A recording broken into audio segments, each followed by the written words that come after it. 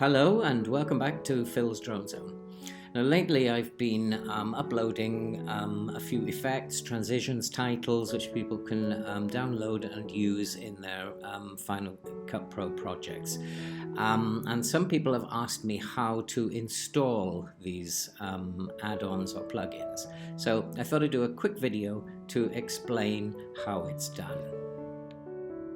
Okay, so the first thing you need to do is to go to Finder, and then in Finder locate the Movies folder and then Motion Templates. Now you should see these 4 folders inside Motion Templates: Titles, Effects, Transitions and Generators. And if you don't have one, you need to make a folder for each of those.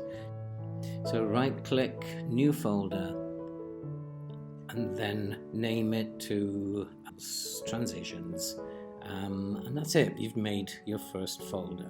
However, you're not finished yet. You need to go now to right click and go to Get Info, and in the name and extension box you need to add .localized. There's no capital L and it's with a Z, not an S. You need to get that right. And okay, that's it. You can close it off. Now it's saying that I can't do that because I already have a folder named with that name and tag. So I'm just going to delete that. I have all 4 done exactly the same way already. So once you've downloaded any add-ons or plugins, then you simply open up the folder that you get and you'll see inside a number of other folders.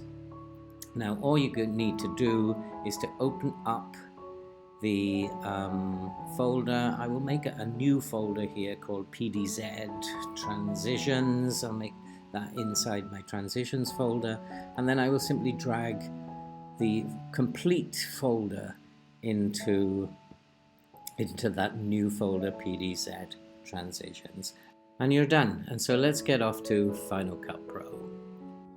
So once inside Final Cut Pro, all you have to do is open up your transition folder, click on that little icon there, and then look for PDZ Transitions, which is the folder we just made inside our new transitions folder, and you'll see the ones that I popped in there.